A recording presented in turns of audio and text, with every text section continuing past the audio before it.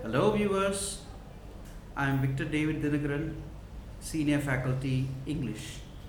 Welcome. In this video, I am going to discuss a poem titled Digging. It was written by Seamus Heaney. Seamus Heaney was born in 13th March 1939 and died in 30th August 2013. He belongs to a country called Northern Ireland, and what I'm going to do in this lecture is to read the poem for you and then explain it line by line, and then we'll see how beautiful is this poem and what are the forms of this poem once we complete reading the poem. So let me begin with reading the poem first. The poem is titled Digging, and I'm going to read the poem. Between my finger and my thumb, the squat pen rests, snug as a gun.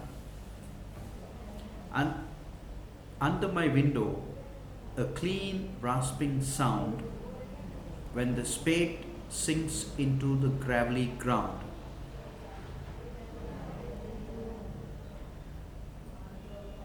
My father digging.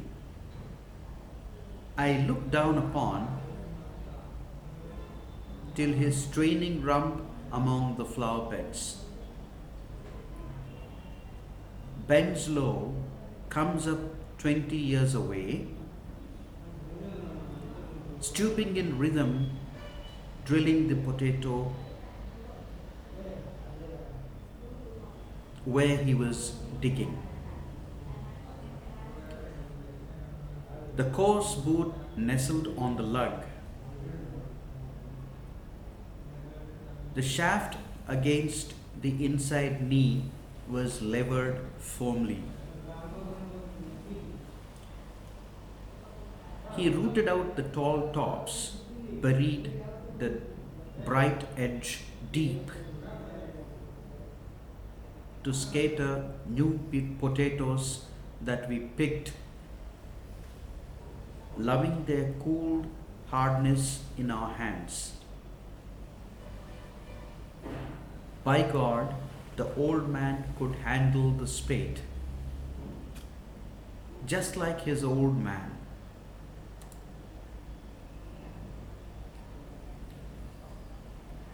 My grandfather cut more turf in the day than any other man on Toner's bog.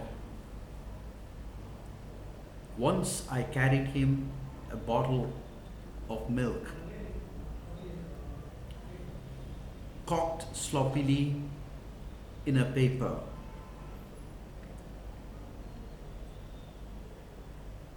He straightened up to drink it and then fell to right away, nicking and slicing neatly, heaving sods on his shoulder, going down and down for the good turf, digging. The cold smell of a potato mold, the squelch and the slap of the soggy peat, the cut curds of a soggy peat, through living roots awaken in my head.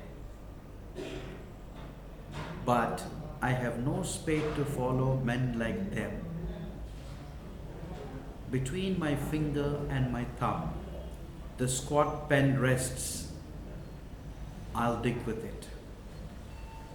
Well, let's try to understand the poem right from the beginning.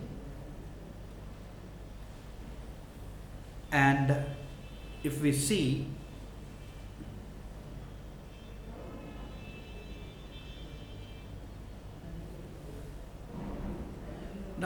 viewers, let's see and try to understand the poem line by line.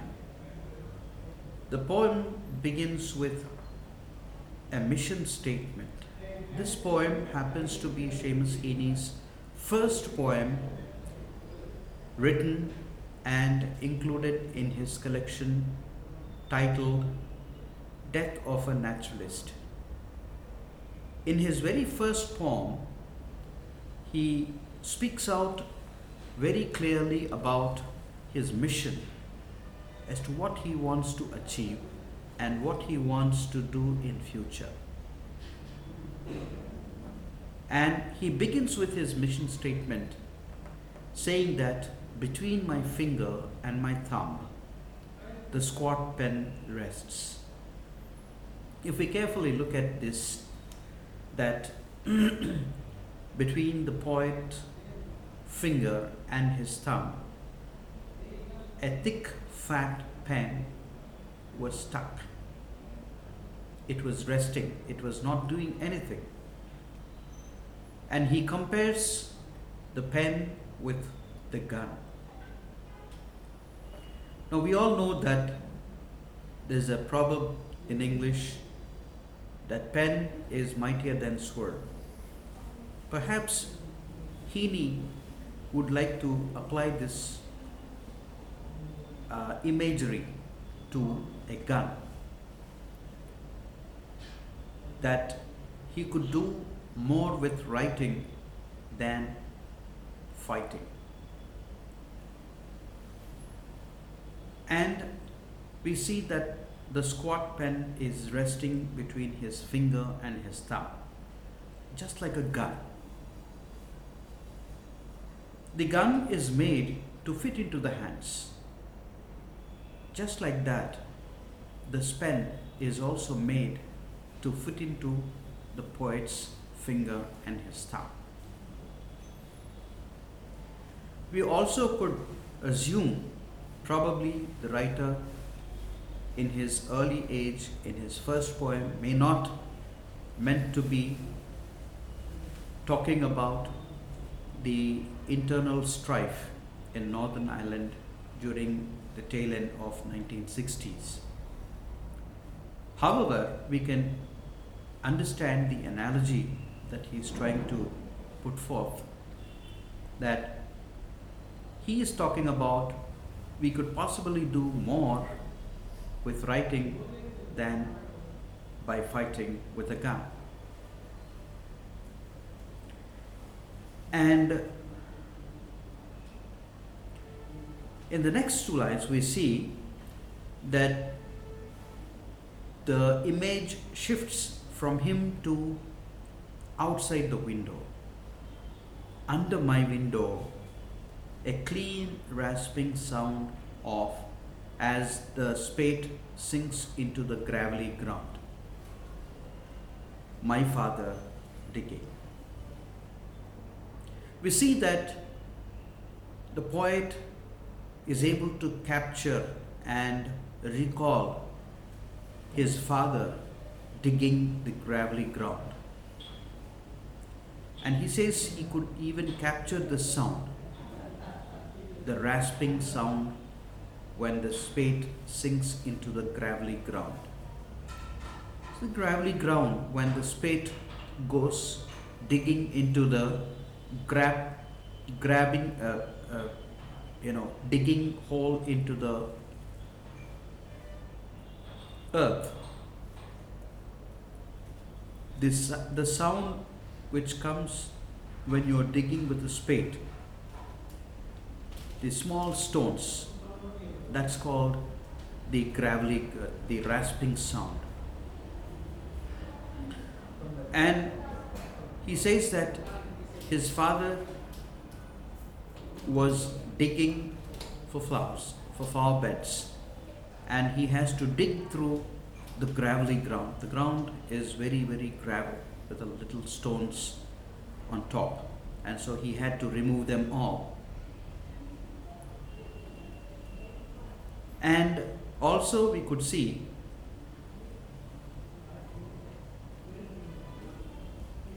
and From there, he sees how his father was digging with his spade. We see that till his straining rump among the flower beds. Straining rump. Rump means the back.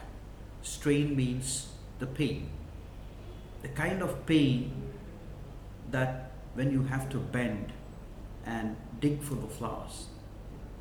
And he's talking about bends low, comes up 20 years away. This was around when his father was around 20 years old. And he's trying to recall even the smallest, minutest detail that when he was child, when his father was around 20 years. And 20 years is a very minute detail that we quite often forget to mention. But the poet is very, very particular about the minutest detail about his family. Stooping in rhythm through potato drills. That's the kind of rhythm when he was drilling for the potatoes. He is bringing out the potatoes where he was digging. And the next line says that the coarse boot nestled against the lug. The lug is the topmost part of the spade. And the coarse boot is also like, it's a very professional kind of a wear that he was digging deep into it. The coarse boot refers to quite, an old one. It was not really a new thing, a new boot. It was an old one.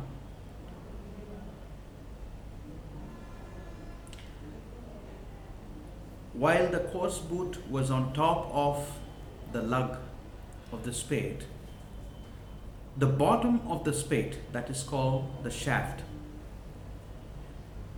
inside against the inside knee was levered firmly, which means the shaft is digging into the ground deeper and deeper.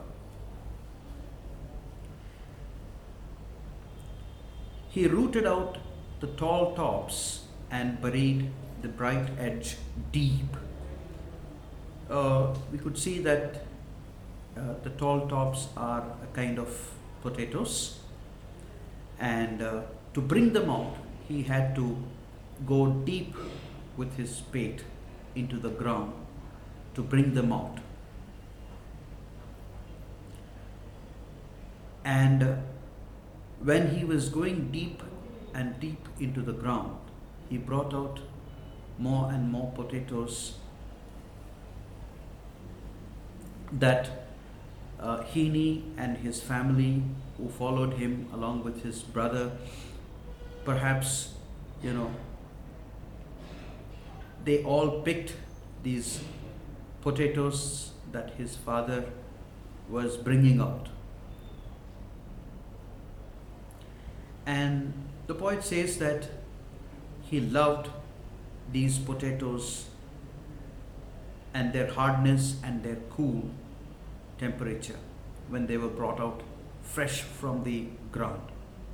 So the poet is trying to recall his golden childhood days.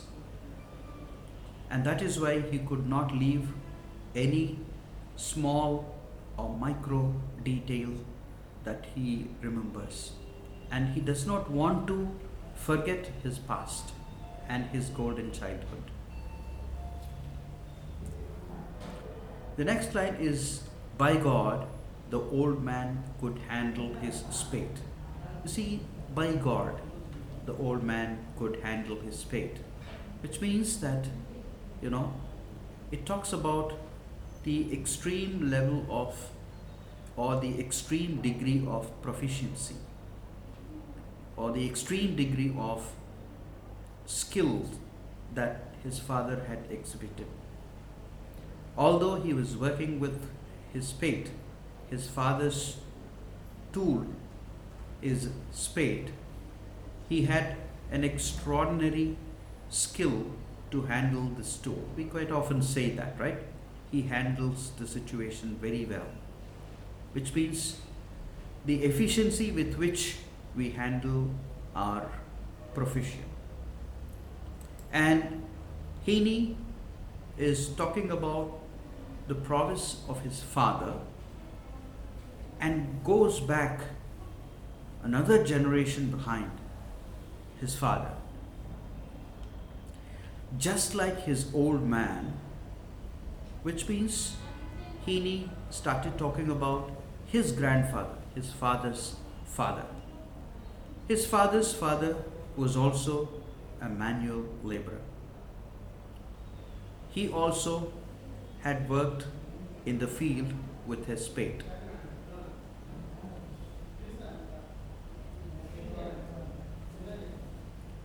And the poet says, my grandfather cut more turf in the day than any other man in Torner's Bog.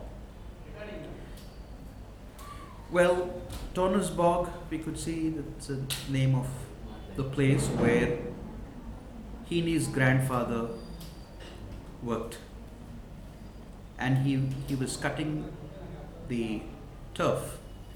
You see that the word, the idea of turf in Ireland is referred to something that we use it for fire or building, right? So his father was really proficient enough, just like his father, cutting more turf. And when compared to anyone who was working with his grandfather on that during his time on Torner's Bog, his grandfather exhibited extraordinary skill to bring out more turf than any other man in his place. And the poet recalls that once he carried milk in the bottle, corked sloppily in a paper, which means that he remembers, although this is not really a big detail to be noticed at or to be looked at, but he was really honest to the smallest detail that he could recollect when he was associated with his grandfather. And we could see that it also refers to the social context during his time. That usually we see that the milk is almost like the cow's milk those days. And they used to carry milk not in the tins, just like in the modern day. They used to carry, or they used to, pour the milk into a bottle, and they used to wrap it up with a paper. So he carried a bottle of milk to his grandfather, and his grandfather straightened up and drank the milk. And he drank the milk and felt right away nicking and slicing neatly. Now, I think the grandfather straightened up to drink the milk, and he immediately, after drinking the milk, he started working on his prowess, bringing more and more turf. And the next lines, I think, see,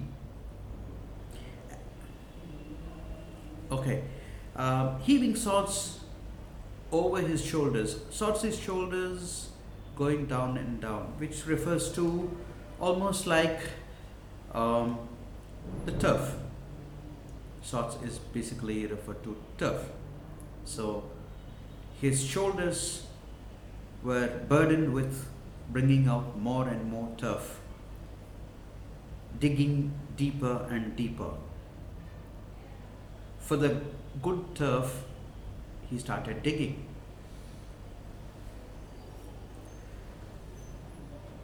And the next line is the cold smell of a potato mold, the squelch and the slap of a soggy peat, the curt cuts of a edge through living roots awakened in my head, which means the curt cuts of the living edge, right? Which also I think refers to the nostalgia, that he remembers whatever happened and whatever he had seen his father and grandfather doing in the field with the spade are still alive in his mind. And he recalls that he had no spade like men of his grandfather or his father. He took a different path and he chose to dig not with a spade. And that is why he says, I have no spade to follow men like them. He says, I don't use spade. I am not as efficient as my father and my grandfather. But I am efficient, and I'm hoping that I could do like them, not with a spade, but with my pen. And that is why the poem ends with the beginning statement, opening lines. Between my finger and my thumb, the squat pen rests, I'll dig with it. You see this analogy there? The poem ends with the beginning lines. The poet was upstairs, sitting in a room. And the poet had a pen in the beginning, which was not writing. And that is why he compares it, saying that the pen between his finger and his thumb was snug as a gun. But he ends with the same lines, saying that yes, in the beginning that he wanted to write, but towards the end of the poem he says that whatever he wanted to write, he had written it. The poem he wanted to write is ready for us to read. That he had completed the poem and now says, I will dig with it. Now this digging, the idea of digging, when we go back to the previous lines, says, my grandfather cut more turf than anybody else in Turner's bow. And the lines which says that digging deep and deep. The idea of digging is basically just like his father and his grandfather, when they were digging deeper and deeper to bring out the best of the fruit, the best of the vegetation. The poet also wanted to dig deep and deep into his thoughts. The deepest thoughts he wanted to dig with his pen, and he wanted to pen them down so that when he pens the deeper thoughts, they will have more profound impact, and the best of the ideas can be brought out. So that is basically the analogy and explanation of the poem Digging Line by Line. I hope you enjoyed this lecture, and I believe that I'm able to make some sense to you viewers, and I'm hoping that you will be able to appreciate the analogy that is being explained in this video. Thank you for watching my video, and thank you for giving your patience and your best wishes.